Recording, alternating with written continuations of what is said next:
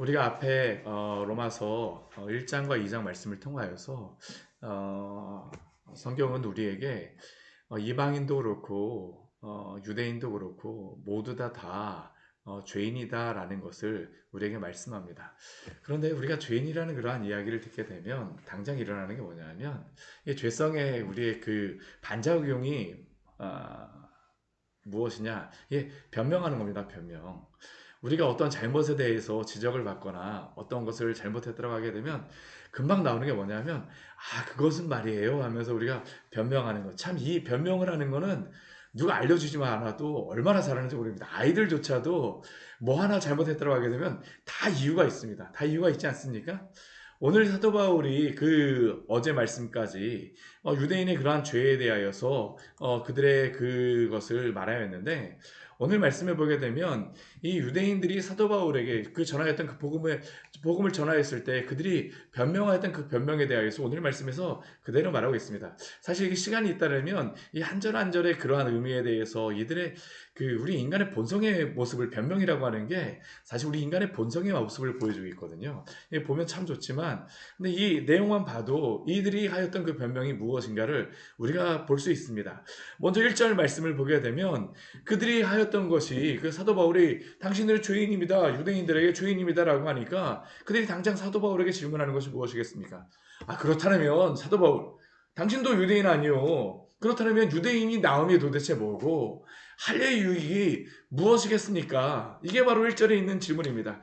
유대인의 나음이 무엇이고 할례의 유익이 무엇이겠습니까? 제가 어제도 말씀드렸지만 정말 유대인의 그 이스라엘 땅에 가보게 되면 이 사람들이 정말 유대인으로서 누리는 그 무엇인가가 있구나라는 것을 발견하게 되는데 그들이 그것을 질문하는 겁니다.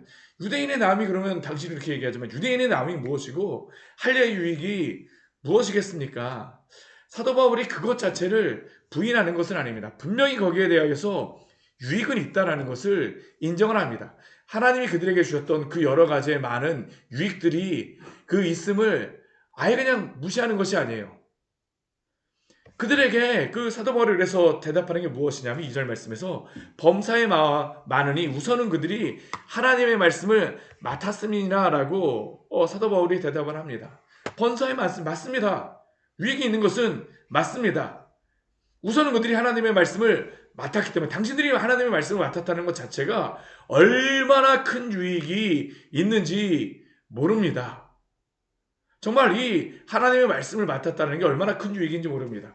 제가 1년 동안 그 히브리어를 공부하고 왔지만 근데 몇 년 지나고 나니까 이게 정말 휘발성인지라 이게 많이 까먹었습니다. 이게 정말 그렇습니다. 근데 그 사람들은 날마다 언어를 히브리어로 하다 보니까 그 뉘앙스라든가 그런 것들을 그들을 따라갈 수가 없습니다. 그들이 얻는 그러한 유익을 따라갈 수가 없어요. 아무리 한국인들이 열심히 했다 해도 그들이 얻는 것만큼의 그 뉘앙스를 따라가기는 정말 힘든 겁니다. 근데 그들의 문제가 무엇이었습니까? 우리가 어제도 보았었지만 그들이 성경을 가지고 있는 것 자체가 중요한 게 아니라 그 말씀을 따라서 정말로 그들이 살고 있느냐라는 것이죠. 하나님의 말씀대로 그들이 살고 있느냐? 그렇다면 그들은 그 하나님의 말씀 앞에서 그들이 우리가 정말로 하나님의 말씀에 소유하고 있는 것이 아니라 그 물질, 그 이 성경 자체를 소유하고 있는 것처럼 소유하고 있는 것이 아니라 그들이 정말로 하나님의 말씀을 따라 살고 있느냐? 그것은 다른 이야기라는 게 사도 바울이 그들에게 말하는 것이죠. 그러자 그들이 또다시 사도 바울에게 질문합니다. 어떤 사람들이 믿지 아니하였으면 우리 3절 말씀을 보게 되면 어떤 자들이 믿지 아니하였으면 어찌하리요? 그 믿지 아니함이 하나님의 믿으심을 패하겠느냐? 이 질문은 어떠한 의미일까요? 어떤 자들이 믿지 아니하였다고 하게 되면 그러면 그 믿지 아니한다라는 것이 하나님이 그들에게 그 성경 이스라엘 백성들이 믿지 않아요. 유대인들이 믿지 않아였다라는 것이 아니 하나님이 성경도 주시고 뭐 조상을 그들에게 주셨으면 아니 그러면 그들이 믿지 않는 것이 하나님의 신실하심을 혹시 패하는 것이 아니겠습니까? 믿지 않는 것 자체가 하나님이 일을 좀 덜 하시는 것이 아닙니까? 라고 지금 3절 말씀에서 그들이 질문하였던 것을 사도 바울이 기록하고 있는 것이죠. 실제로 다 우리가 그렇습니다. 어떤 분들은 뭐 내가 예수님을 믿기 위해서 성경을 한번 의문이 들어서 성경을 읽어보았다는데 어떤 분들은 저한테 그렇기도 합니다. 실제로 다 제가 성경을 읽어보았는데요. 안 믿어지더라고요. 안 믿어지더라고요.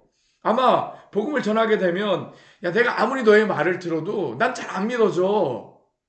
하나님이 좀 뭔가 신실하심을 패하는 게 아닙니까? 라고 질문하는 게 바로 3절의 말씀입니다. 근데 사도 바울이 이것에 대한 그러한 답변은 무엇일까요? 우리 4절 말씀에 보게 되면 그럴 수 없다라고 이야기합니다. 그럴 수 없느니라. 인간이 믿지 않는다라고 해서 하나님의 신실하심이 패하여질까요? 결코 그럴 수 없습니다. 오직 하나님은 참되시고 미쁘시죠. 그러고 나서 우리 그 4절 뒤에 말씀을 보게 되면 한 가지의 말씀을 인용하고 있는데 그게 무엇이냐면 우리 기록된 바라고 우리 뒤에 있는 말씀 같이 한번 읽어보겠습니다. 기록된 바 주께서 주의 말씀에 의롭다함을 얻으시고 판단받으실 때에 이기려 하심이라 함과 같으니라. 근데 지금 여기 기록된 바라고 하는데 이 말씀이 어떠한 말씀을 인용하고 있는 말씀인지 아십니까? 다윗의 그 시편의 고백이었던 51편을 인용하고 있는 것입니다. 그 51편을 인용하면서 나와 있는 것이 무엇일까요? 다윗은 자신이 범죄였다는 것을 분명히 압니다. 하나님이 다윗에게 은혜를 베풀어 주시지 않은 것이 아니잖아요. 하나님은 날마다 다윗에게 은혜를 베풀어 주시고 또한 그 사울의 그 소나기에서도 구원하여 주시고 또한 이스라엘의 왕까지 되게 하여 주셨는데 다윗이 범죄하여 밧세바를 범함으로 그가 죄를 범하였던 것이 아닙니까? 하나님의 말씀이 미쁘시지 않은 것이 아니었습니다. 다만 인간이 죄를 범하였다라는 것이죠. 하나님이 어떠하신 것이 아니라 인간이 그런 겁니다. 오늘도 그런 겁니다. 끊임없이 변명하는 우리의 모습들. 우리가 성령 강림 기도회를 통해서 은혜를 받았어도 얼마나 우리가 우리의 마음속에 그 은혜를 받았어도 얼마나 이 은혜를 날려버리기가 쉬운지. 우리의 마음속에 조그만 한 가지의 그 불평만 일어나도 어떻습니까? 어제 일어났던 은혜 금방 잊어버립니다. 그 은혜 주셨던 것들, 그 은혜 그렇게 주셨어도 그러고 나서 또 우리가 생각해 봅니다. 아이고, 내가 또 이랬네. 우리 인간의 죄성이죠. 우리의 죄성이죠. 5절 말씀에 보게 되면 또 우리 무엇이라고 변명하냐 하면 무엇이라고 그 5절 말씀 우리 또 한번 읽어보겠습니다. 그러나 우리 불의가 하나님의 의를 드러나게 하면 무슨 말하리요? 내가 사람의 말하는 대로 말하노니 진도를 내리시는 하나님이 불의하시냐. 이건 뭐냐 하면 내가 죄를 범함으로 말미암아 하나님의 선하심이 더 드러나게 한다면 그냥 쉽게 이런 것이죠. 흰 도화지에 점 하나 딱 찍게 되면 빨간 줄 딱 찍게 되면 그 도화지 쓸 수 있습니까? 쓸 수 없습니다. 우리가 죄를 범함으로 말미암아 하나님의 그 의로우심이 더 드러나게 되면 하나님이 더 의로우신 분으로 나타내는 게 아니라 제가 죄를 범함으로 말미암아 하나님이 저를 더 많이 용서하시니까 하나님의 그 의로우심, 예수 그리스도의 그 의로우심이 더 드러나는 겁니다. 참 인간이 변명을 하다 보니까 이렇게까지 변명하는 겁니다. 변명하는 겁니다. 우리 뒤에 말씀에 우리 7절 말씀에도 그 비슷한 변명이 나와 있는데 이건 그 8절 말씀에 나와 있는 것이죠. 또 그 7절과 8절 말씀에 나와 있는 건데 또한 그러면 선을 이루기 위하여 악을 행하자 하지 않겠느냐. 어떤 이들이 이렇게 비방하여 우리가 이러한 말을 한다 하니 이건 무엇을 이야기하냐 하면 우리 하나님 앞에서 우리가 죄를 범할 때에 구원받고 우리가 의롭다 하심을 받고 우리가 날마다 하나님 앞에 가서 회개하게 되면 용서를 받을 수 있습니다라는 그러한 말씀 우리가 보게 되면 우리의 마음속에 드는 담대한 가운데 하나가 뭐냐면 죄를 범하게 되면 또다시 가서 회개하면 되지. 근데 이것을 유대인들이 사도 바울에게 이야기하는 겁니다. 아니 우리가 그렇게 날마다 죄를 범하고 회개하는 것이 아니라 당신들이 그렇게 얘기하던데 예수만 믿으면 날마다 회개하면 된다며? 그러니까 당신들 또 죄를 범하는 것 아니요? 그러면서 오히려 유대인들이 사도 바울에게 비난하는 겁니다. 날마다 당신들은 회개하면서 또 죄를 범하지 않습니까? 그런데 다 이것은 무엇일까요? 우리의 죄성을 의미하는 것입니다. 우리의 죄의 모습을 나타내는 겁니다. 이방인들도 믿지 않는 자들도 하나님의 의를 더 드러내기 위해서 내가 죄를 범한다라고 이야기를 하고 그리고 또 그 믿지 않으면서도 당신들 날마다 죄를 범하고 회개하고 죄를 범하고 회개하고 오히려 정죄하는 그러한 그 세상의 사람들이 교회를 향해서 정죄하는 모습이 있잖아요. 근데 그것조차도 어떻습니까? 물론 우리가 거기에 대해서 받아들여야 하지만 그들은 또 그들이 이렇게 이야기함으로 말미암아 변명을 삼을 수 없다라는 겁니다. 이것은 다 무엇일까요? 우리의 죄성을 나타내는 것입니다. 우리의 죄악됨을 나타내는 것이죠. 유대인이나 헬라인이나 누구도 이 죄로부터 벗어날 수 없다라는 것을 사도 바울은 오늘 말씀을 통하여 우리에게 말씀하고 있습니다. 우리도 그렇지 않습니까? 우리가 예수님을 믿음으로 말미암아 우리가 의롭다함을 받았지만 우리가 또 마음속에서 또다시 그러한 것으로 말미암아 죄를 범하는 것에 또다시 담대해지는 모습이 있지는 않습니까? 오늘 그 9절서부터 우리 뒤에 말씀을 보게 되면 그래서 사도 바울은 지금까지의 그러한 모든 사람이 죄인이라는 것에 대해서 말하고 나서 우리가 어떠한 상태에 있는가라는 것을 우리에게 말씀합니다. 우리 9절 말씀 우리 같이 한번 해볼까요?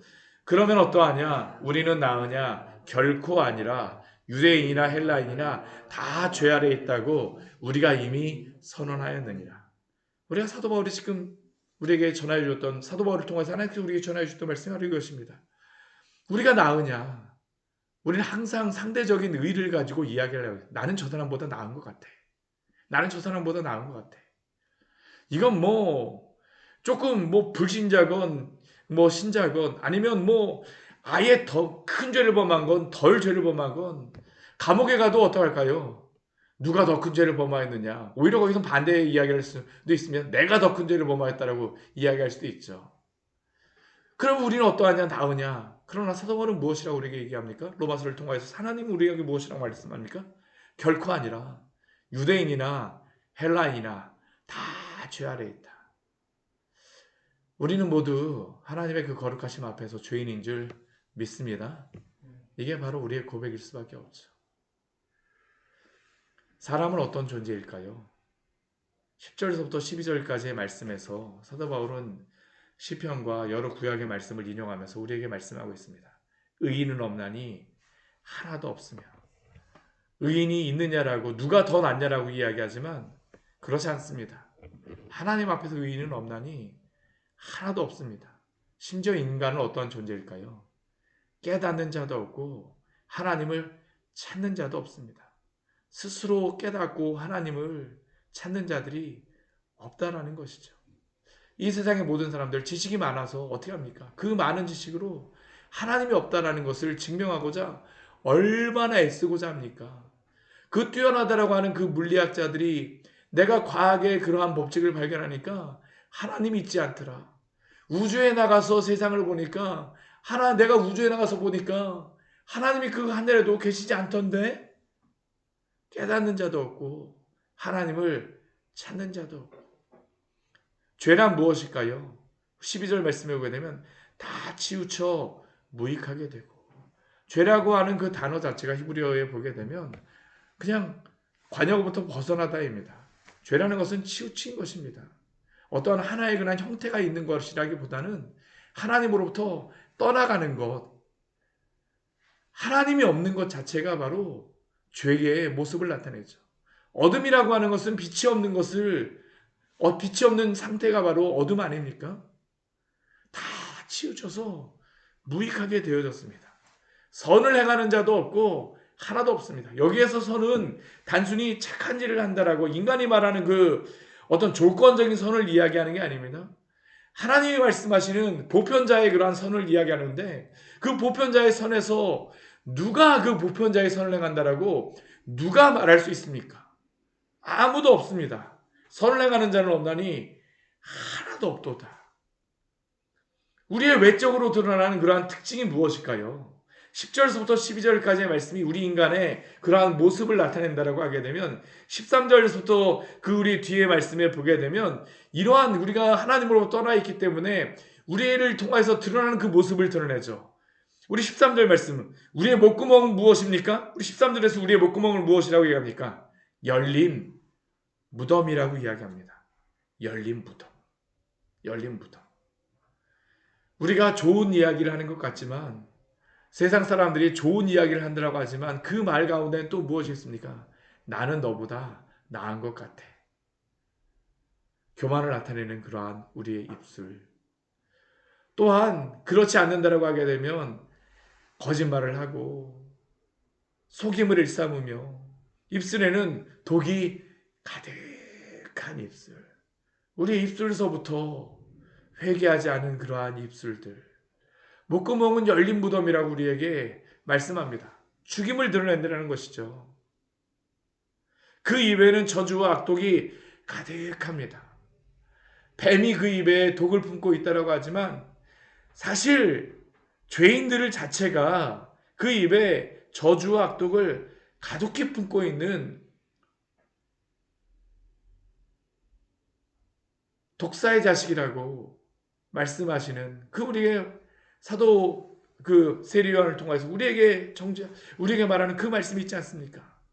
그 입에는 저주와 악독이 가득하고 인간의 발은 어떻습니까? 피 흘리는데 빠르고 파멸과 고생이 그럼에도 불구하고 피 흘리는데도 불구하고 내가 무엇을 얻기 위해서 한다고 하지만 그 결과는 무엇일까요? 파멸과 고생이 그 길에 가득하고 평강의 길을 알지 못하며 그들의 눈앞에는 하나님을 두려워함이 없다라고 우리에게 말씀하고 있습니다. 인간이 이러한 존재죠. 이러한 존재입니다. 다 이러한 죄악을 행하는 이유는 하나님을 경외하지 않기 때문입니다. 우리가 잠언과 욥기와 아가서와 전도서의 말씀을 통해서 계속적으로 우리의 실생활 가운데에 주시는 그 말씀이 무엇입니까? 하나님을 경외하는 것이 지혜의 근본이라고 하는데 하나님을 경외하지 않기 때문에 하나님을 두려워하지 않기 때문에 두려움 없이 이렇게 죄를 행하는 인간의 모습에 대하여서 오늘도 우리에게 말씀하고 있습니다. 이게 바로 인간의 실태이죠. 그런데 이렇게 죄악 가운데에 하나님이 두신 이유가 무엇일까요? 우리 19절과 20절 말씀 같이 한번 읽어보겠습니다. 우리가 알거니와 물은 율법이 말하는 바는 율법 아래에 있는 자들에게 말하는 것이니 이는 모든 입을 막고 온 세상으로 하나님의 심판 아래에 있게 하려 함이니라. 그러므로 율법의 행위로 그의 앞에 의롭다 하심을 얻을 육체가 없나니 율법으로는 죄를 깨달음이니라. 아멘. 왜 하나님께서 우리에게 율법을 주셨을까요? 하나님의 말씀을 주셨을까요? 하나님의 말씀을 주신 그러한 이유 여러 가지가 있지만 그러나 불신자들의 주신 이유는 무엇이냐면 거울로서 주신 것입니다. 율법이 말하는 바는 율법 아래에 있는 자들이 심판 아래에 있다라는 겁니다. 우리가 왜 사도 바울을 통하여서 18절까지의 말씀 우리에게 불신자들에게 또한 신자들에게 유대인들에게 헬라인들에게 왜 이 말씀을 주실까요? 우리가 모두 이 말씀을 통하여 죄인임을 깨달으라는 것입니다. 그 율법을 통해서 하나님의 말씀을 통하여서 하나님 앞에 돌아오게 하기 위함이죠. 모든 입을 막고 독사의 말을 하였던 열린 무덤과 같은 우리의 입을 막고 우리 인간의 존재는 하나님의 심판 아래에 있다는 것을 깨닫게 하기 위함입니다. 철로역정의 크리스천이 바로 이것이었었죠. 하나님의 그 말씀을 읽게 되어지니까 내가 죄인이라는 것을 발견하게 됩니다. 하나님의 말씀을 읽지 않게 되면 자신의 등에 죄의 짐이 있다는 것을 알지를 못합니다. 모든 입을 막고 온 세상으로 하나님의 심판 아래에 있게 하려. 단순히 율법의 행위로는 우리가 구원을 받을 수가 없습니다. 이 성경을 단순히 가지고 있는 것으로서 우리가 구원을 받는 것이 아니라 이 율법을 통하여서 우리가 죄인이라는 것을 깨닫고 하나님이 또 오늘도 우리에게 말씀하시는 것이 무엇입니까? 오늘도 주 예수 그리스도의 십자가 앞으로 우리를 부르시는 줄 믿습니다. 모든 사람을 오늘도 주님 앞으로 부르시는 줄 믿습니다. 이게 바로 오늘 주님이 우리에게 주신 말씀이죠. 그러니까 우리는 세상에 가서 전해야 됩니다. 당신은 죄인입니다. 그들이 듣든지 아니 듣든지 좋아하든지 좋아하지 않든지. 왜냐하면 이것을 깨달아야지만 내가 예수님의 십자가가 필요합니다라는 것을 고백할 수 있기 때문입니다. 오 주여, 오늘도 우리에게 이 은혜를 주시고 당신의 십자가 앞에서 우리로 하여금 부드러운 마음으로 허락하여 주시옵소서. 이 세상으로 하여금 주의 그 심판 아래 있음을 알게 하시고 주 앞으로 돌아오게 하여 주시옵소서. 오늘 이 새벽에 우리의 기도 제목이기를 원합니다. 같이 기도하기로 합니다. 하나님 아버지, 오늘 말씀을 통해서 우리에게 귀한 은혜를 주신